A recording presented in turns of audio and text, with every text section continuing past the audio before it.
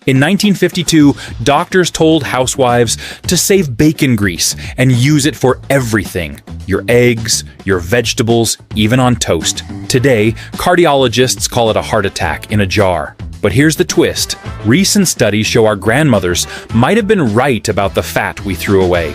Number 12 on this list was actually discouraged by the FDA in the 1970s, but it works better than anything you can buy at Whole Foods today. And number 3, scientists just discovered it creates a chemical reaction that modern kitchen equipment cannot duplicate. These 25 tricks were so effective that food companies spent millions in advertising to make us forget them. Because here's the truth nobody talks about. If you knew what your grandmother knew, you'd stop buying half the products in your grocery cart. Campbell's hired psychologists. Kraft changed recipes. Whole industries were built on us forgetting how to cook. Before we start, hit that subscribe button, because what you're about to learn might actually save you money. Let's count down the 25 smartest cooking tricks that vanished from American kitchens. 25. Wax paper pan liners. Before parchment paper showed up in every kitchen, your mom lined cake pans with waxed paper, and it worked better. She'd trace the pan bottom onto a sheet of cut-right wax paper, cut a perfect circle, and press it into the greased pan. The trick? Grease both sides. The pan side to hold it in place, the cake side for release. That thin wax coating created a barrier nothing could stick to. A whole roll cost maybe 15 cents and lasted 6 months. For a birthday layer cake, this guaranteed the bottom came out flawless every single time. Modern non-stick spray fails about 30% of the time, and you've wasted the whole cake. Wax paper was insurance you could count on. 24. Cream of tartar for meringue.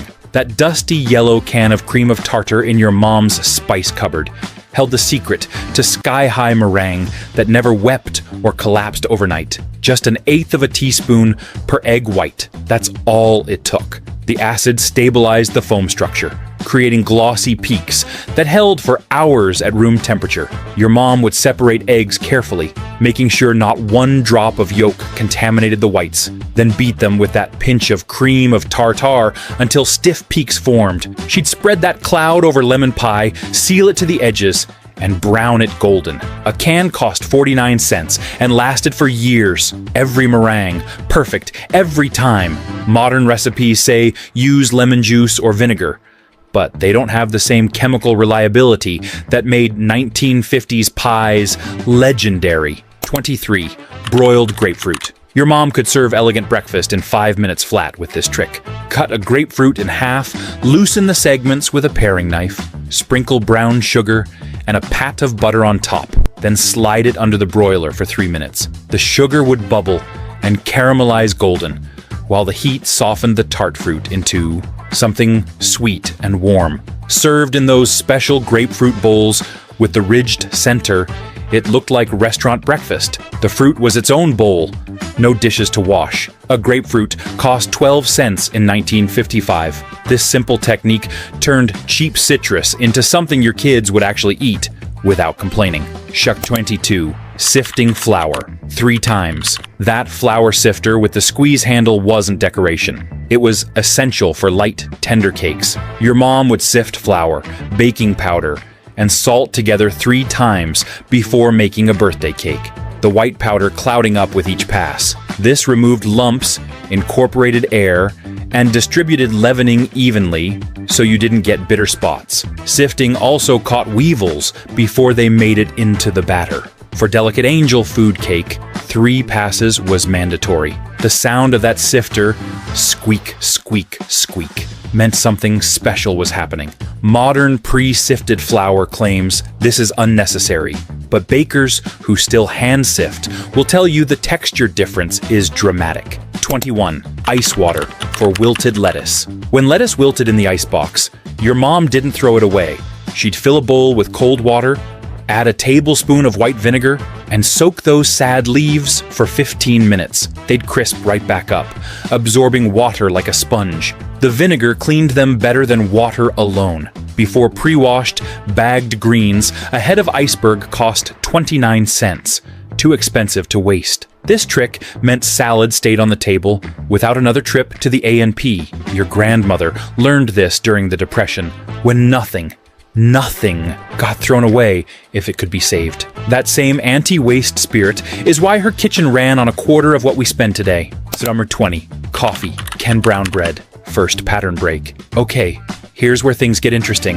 After your dad finished the Hills Brothers coffee, your mom would wash that 1-pound metal can and save it. Not for storage, for baking.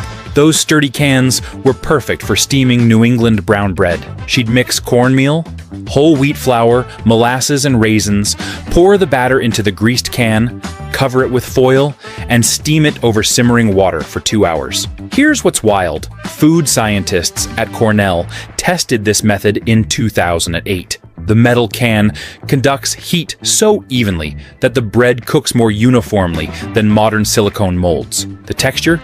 Dense, moist, perfect round slices. That plastic lid fit back on for storage. One slice with butter was breakfast. When coffee companies switched to vacuum bags in the 1980s, this whole tradition disappeared with the cans. We lost the container and the technique. But here's the kicker. You can still do this with large soup cans, and it still works better than anything else. 119. Foil-lined broiler pans. Your mom lined the broiler pan with heavy-duty Reynolds wrap before roasting anything, and it revolutionized cleanup. She'd shape foil to fit both the top rack and the grease-catching bottom, poking holes in the top layer so fat could drip through. After dinner, she'd ball up the dirty foil and toss it. No scrubbing. But the foil did more than save time. The shiny surface reflected heat back at the meat, creating more even browning and a beautiful crust. She could collect clean drippings for gravy without losing flavor to a burnt pan. A roll cost 29 cents and lasted months. Those precious extra minutes, she spent them with family instead of scrubbing grease. 18.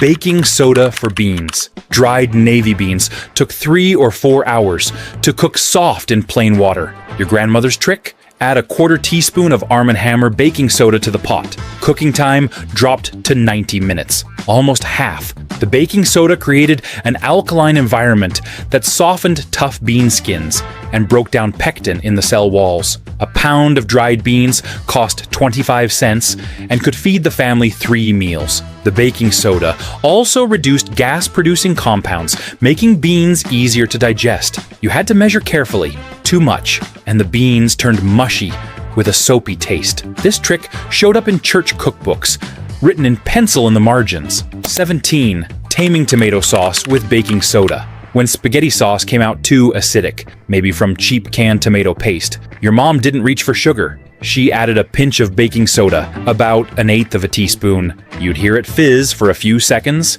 then the sauce would mellow instantly, losing that harsh bite without getting sweet. Italian grandmothers swore by this. The baking soda neutralized excess acid chemically, the same way it works on heartburn. Unlike sugar, which just masks sourness, baking soda actually changed the pH for balanced flavor. Add too much and you'd get a metallic taste. Modern cooks automatically dump in sugar, never realizing there's a better chemical solution their grandmother knew by heart. Sir 16. Damp towel biscuit.